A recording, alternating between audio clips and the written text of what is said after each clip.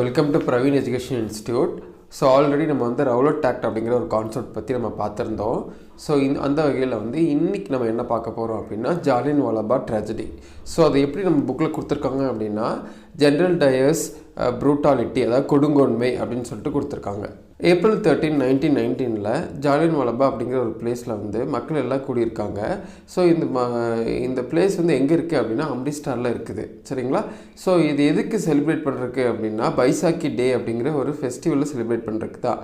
பைசாக்கி டே அப்படிங்கிறது என்ன அப்படின்னா ஹார்வெஸ்ட் ஃபெஸ்டிவல் ஆஃப் சீக் அப்படின்னு சொல்லிட்டு சொல்லுவாங்க. அதாவது அறுவடை திருநாள் ஆஃப் சீக்கியர்கள் அப்படின்னு சொல்கிறாங்க.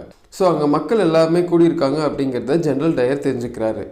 ஸோ ஜென்ரல் டயர் என்ன பண்ணுறாரு அப்படின்னா அவர் கூட வந்து ஒரு ட்ரூப்ஸ் எல்லாத்தையும் கூட்டிகிட்டு வராரு. ட்ரூப்ஸ் அப்படிங்கிறவங்க யார் அப்படின்னா ஆயுதம் ஏந்திய படை வீரர்கள், அதாவது சோல்ஜர்ஸ் வந்து கன்ஸோடு இருக்கிறது.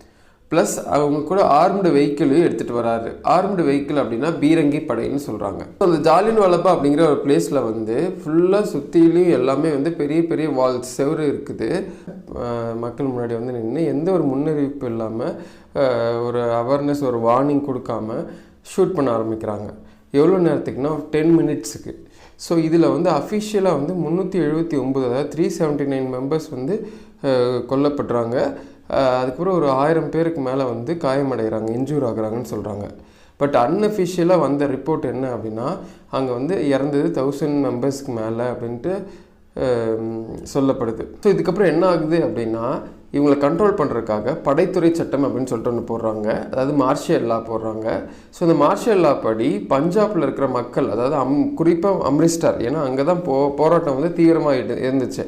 அந்த அம்ரிஸ்டாரில், அதாவது பஞ்சாபில் இருக்கிற மக்கள், அதாவது குறிப்பாக அம்ரிஸ்டாரில் இருக்கிற மக்களுக்கு வந்து சவுக்கடி கொடுத்து தெருக்களில் வந்து ஊர்ந்து வர சொல்லி பனிஷ்மெண்ட் கொடுக்குறாங்க. அதாவது இது வந்து இங்கிலீஷில் எப்படி சொல்லியிருக்காங்க அப்படின்னா ஃப்ளாக்டுன்னு சொல்லியிருக்காங்க. ஃப்ளாக்டு அப்படின்னா சவுக்கடி கொடுக்கறது. அதே மாதிரி வந்து கிரால், CRAWL, கிரால்னு சொல்லியிருக்காங்க. அதாவது ஊர்ந்து வர வச்சு இந்த பனிஷ்மெண்ட் கொடுத்துருக்காங்க.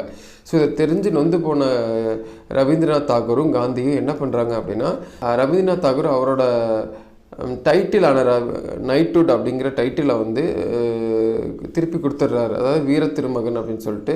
அதே மாதிரி காந்தியடிகள் வந்து கைசர் ஹிந்த் அப்படிங்கிற மெடலையும் வந்து திருப்பி கொடுத்துட்றாரு. ஸோ இதோட இந்த ஜாலியன் வாலாபாக்ங்கிற கான்செப்ட் வந்து முடியுது.